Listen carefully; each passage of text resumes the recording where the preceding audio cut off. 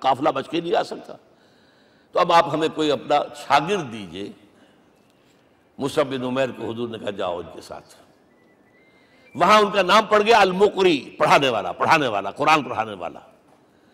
75 آدمی اگلے سال لے کر آ گیا ہے، اور اسی سے بیعت عقبہ ثانیہ ہوئی ہے، اور ہجرت کا راستہ کھل گیا. اور اس کو ایک دفعہ حضور نے دیکھا، مسجد کے دروازے کے سامنے سے گزر رہا تھا مصعب، پھٹا ہوا کمبل تھا جس میں لپیٹا ہوا تھا. حضور کی آنکھوں میں آنسو آ گئے. غزوہ احد میں شہید ہوا کس طرح؟ علم بردار تھا، ایک ہاتھ پر وار پڑا ہے، کٹ کے گر گیا، ایک ہاتھ سے تھاما، دوسرے پر بھی گر گیا، دونوں جو بچے ہوئے حصے تھے اس سے تھاما. پھر جب ختم ہو گئے، اس کے بعد جو ہے جب دفن کر رہے تھے تو حضور کے سامنے پرابلم لایا گیا. مصعب کے جسم پر تو کوئی کپڑا ہی نہیں تھا سوائے ایک چادر کے، ایک دھوتی. اللہ اللہ خیر اللہ. اور شہید کا کفن ہوتا ہے اس کا اپنا لباس. حضور وہ اتنا چھوٹی ہے وہ چادر کہ پاؤں ڈھانپتے ہیں تو سر کھل جاتا ہے، سر ڈھانپتے ہیں تو پاؤں کھل جاتے ہیں. فرمایا سر کو ڈھانپ دو کپڑے سے اور پیروں پر گھاس ڈال دو. That was the last dress which Mus'ab got. تو یہ لوگ جو تھے محمد رسول اللہ والذین معہ، یہ ساتھی حضور کے جنہوں نے حضور کے مشن میں آپ کا ساتھ دیا. اور ایک خاص مرحلے کا تو میں آپ کے سامنے ذکر ہی کر دوں، اس لیے کہ دین کی اقامت، دین کا غلبہ، اس میں تو جہاد اور قتال آئے گا لا محالہ. Nobody is going to allow you to change the system. اگر سسٹم بدلتا ہے تو اس کے ساتھ جو مفادات بدلتے ہیں وہ ختم ہو جاتے ہیں، جو پریولیجز ہیں وہ ختم ہو جاتے ہیں. لہذا جب غزوہ بدر کا مرحلہ آیا ہے، حضور نے مجلس شورا منعقد کی، اور آپ نے جو وحی سے آپ کو بتا دیا گیا تھا، دیکھو ایک قافلہ آ رہا ہے شمال سے، مال غنیمت سے لدا پھدا ہے، اور 50 صرف اس کے ساتھ محافظ ہیں. ایک لشکر آ رہا ہے جنوب سے، ویل کانٹے سے لیس، اور اللہ نے وعدہ کیا ہے کہ ایک پر ضرور تمہیں فتح دے گا، بتاؤ کدھر چلے. یہ اصل میں کسی بھی سپہ سالار کے لیے وقت ہوتا ہے کہ اپنے ساتھیوں کے مورال کا اندازہ کرے. کچھ ہوں گے ہم جیسے کمزور بھی، انہوں نے کہا کہ حضور پہلے قافلے کی طرف چلے، آسانی سے فتح بھی ہو جائے گی اور ہتھیار مل جائیں گے ہمیں. ہمارے پاس تو ہتھیار بھی نہیں ہے، گنتی کے لوگوں کے پاس تلواریں بھی نہیں سب کے پاس، تو 50 آدمیوں کے ہتھیار تو ملیں گے. پھر لشکر سے نپٹ لیں. اب حضور کہہ رہے ہیں اشیرونی اشیرونی اشیرونی. حضرت مقداد بن الاسود کھڑے ہوتے، حضور ہمیں موسیٰ کے ساتھی نہ سمجھیے جنہوں نے کہہ دیا فَاذْهَبْ أَنْتَ وَرَبُّكَ فَقَاتِلَا إِنَّا هَاهُنَا قَاعِدُونَ. ہم موسیٰ کے ساتھی نہیں ہیں، ہم آپ کے جانثار ہیں. آپ جو آپ کی نیت ہے آپ بسم اللہ کیجئے، ہم آپ کو کیا پتہ ہمارے ذریعے آپ کو اللہ تعالیٰ آنکھوں کی ٹھنڈک عطا فرمائے. حضور پھر فرمایا مجھے مشورہ دو، مجھے مشورہ دو. تب خیال آیا سعد ابن عبادہ رضی اللہ تعالیٰ عنہ کو، جو رئیس انصار تھے، ہو نہ ہو یہ ہماری طرف روئے سخن ہے. کیونکہ بیعت عقبہ ثانیہ جس کے نتیجے میں ہجرت ہوئی ہے، اس میں طے یہ ہوا تھا کہ اگر یہ مکے والے مدینے پر حملہ آور ہوں گے آپ کو ختم کرنے کے لیے، ہم آپ کی حفاظت ایسے ہی کریں گے جیسے اپنے بیوی بچوں کی. اور ابھی مدینے پر حملہ ہوا نہیں ہے، حضور پری ایمپٹ کر رہے ہیں، باہر نکل کر مقابلہ کرنا چاہ رہے ہیں. تو گویا کہ انصار کور نہیں ہوتے اس کے اندر، اس لیے بار بار اشیرونی، مجھے مشورہ دو. اب سعد بن عبادہ کھڑے ہوتے ہیں، کأنک تعنینا یا رسول اللہ صلی اللہ علیہ وسلم. اے اللہ کے رسول شاید آپ کا روئے سخن ہماری جانب ہے. فإنا آمنا بک وصدقناک، ہم آپ پر ایمان لا چکے ہیں، ہم نے آپ کی تصدیق کی. اب ہمارے پاس چوائس کون سا ہے؟ اگر آپ آگے چلیں ہم پیچھے چلیں گے، اگر برق الغماد تک پہنچیں گے ہم اپنی اونٹنیوں کو دبلا کر دیں گے. یمن کا آخری شہر جو ہے برق الغماد. اور اگر آپ ساحل سمندر پر کھڑے ہو کر اپنی سواری سمندر میں ڈالیں گے ہم بھی ڈال دیں.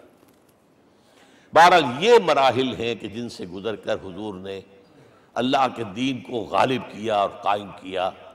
اور اس ہر سطح پر، ہر مرحلے پر صحابہ کرام نے آپ کا ساتھ دیا. جہاں آپ کا پسینہ گرا وہاں انہوں نے اپنے خون کی ندیاں بہا دی. محمد رسول اللہ والذین معہ اشداء علی الکفار رحماء بینہم. یہ ہے در حقیقت عظمت محمد صلی اللہ علیہ وسلم. آج کے دور میں سمجھ لیجئے اچھی طرح، یہ دور جس کا کہ فاتح ہیں حضور، فاتح سے مطلب افتتاح کرنے والے، اس دور میں اجتماعی نظام کی اصل اہمیت ہے. اجتماعی نظام غلط ہے، ایکسپلائٹیٹو ہے، تقسیم دولت کا نظام غلط ہے. کیا ہوگا؟ ایک طرف دولت جمع ہوگی، ایکومولیشن آف ویلتھ، ایک طرف بھوک، افلاس، فاقہ ہوگا. شاہ ولی اللہ دہلوی کہتے ہیں کہ جس معاشرے میں تقسیم دولت کا نظام غلط ہو جائے، یہ دو دھاری تلوار ہے، دو دھاری، دونوں طرف کاٹتی ہے. ایک طرف دولت جمع ہوگی تو عیاشیاں ہوں گی، بدماشیاں ہوں گی، گلچرے ہوں گے، وہ بھی خراب، معاشرے کے لیے خراب. اور ایک طرف فقر ہوگا اور بھوک ہوگی اور فاقہ ہوگا، یہ بھی خراب. اس لیے کہ حضور فرماتے ہیں کاد الفقر ان یکون کفرا، فقر تو انسان کو کفر کی حد تک پہنچا دیتا ہے. لہذا فق کو کل نظام کو توڑنا ہوگا. یہ الفاظ ہے شاہ ولی اللہ دہلوی رحمۃ اللہ علیہ کے، جو 12ویں صدی ہجری کے مجدد ہیں. اس نظام کو بدلنا. اب آپ سوچئے حضور صلی اللہ علیہ وسلم نے جب اپنے اس مشن کی تکمیل کر لی، تو میں اب دو باتیں آپ کو بتا رہا ہوں. چونکہ حضور کی بعثت صرف عرب کے لیے نہیں تھی، صرف عربوں کے لیے نہیں تھی، صرف ملک عرب کے لیے نہیں تھی. اگر یہ ہوتا تو آپ کا کام مکمل ہو گیا تھا، پورے عرب میں اللہ کی حکومت قائم ہو گئی، ایک ایک شخص تک قرآن پہنچ گیا. لیکن 5 جگہ قرآن میں آیا ہے وَمَا أَرْسَلْنَاكَ إِلَّا كَافَّةً لِلنَّاسِ بَشِيرًا وَنَذِيرًا. ہم نے نہیں بھیجا آپ کو مگر تمام انسانوں کے لیے بشیر اور نذیر بنا کر. لہذا کام مکمل نہیں ہوا. اقبال کہتا ہے وقت فرصت ہے کہاں، کام ابھی باقی ہے، نور توحید کا اتمام ابھی باقی ہے. یہ بھی تکمیل رسالت کا مظہر ہے کہ حضور سے پہلے کوئی رسول پوری نوع انسانی کے لیے نہیں بھیجا گیا. آپ پہلے رسول ہیں اللہ کے اور آخری جو پوری نوع انسانی کے لیے بھیجے گئے. حضرت عیسیٰ نے بھی یہی کہا تھا اپنے حواریین سے، تو سینٹ پال نے اسے تبلیغی مذہب بنایا ہے. انجیل میں اب بھی الفاظ موجود ہیں کہ I have been sent in search of the lost sheep of the house of Israel. میں تو اسرائیل کے گھرانے کی کھوئی ہوئی بھیڑوں کی تلاش میں بھیجا گیا ہوں، صرف بنی اسرائیل کے لیے. قرآن بھی کہتا ہے رسولا الی بنی اسرائیل، واحد رسول ہیں جو پوری دنیا کے لیے بھیجے گئے. اچھا کہہ دینا تو آسان ہو گیا، اس کا مطلب کیا ہے؟ جب تک پوری دنیا پر اللہ کا دین غالب نہ ہو، محمد کا مقصد بعثت ہنوز شرمندہ تکمیل ہے، اور یہ ہوگا، اس کی خبر دی ہے. یہ ایک تحفہ میں لے کر آیا آپ کے لیے. 8 صفحے ہیں، لیکن یہ سمجھیے کہ یہ سونے کے حروف سے شر لکھے ہوئے ہیں. وہ احادیث، وہ آیات جن میں حضور نے خبر دی ہے کہ پوری دنیا پر اللہ کا دین غالب ہوگا. ہوگا، ہو نہیں سکتا کہ دنیا ختم ہو جائے اور محمد کا مقصد بعثت ابھی مکمل نہ ہو، ناممکن. جن آیات کو پڑھیے، ان میں پھر احادیث پڑھیے. میں صرف 2 حدیثیں آپ کو سنا دوں. ایک میں حضور نے اپنے زمانے سے لے کر قیامت تک کے 5 ادوار گنائے ہیں. آپ پڑھ لیجیے گا، ٹیکسٹ ہے یہ، اور خدا کے لیے اس کی قدر کیجیے گا. یہ آیات ہیں، احادیث پھینک نہ دیجیے خدا کے لیے کہیں.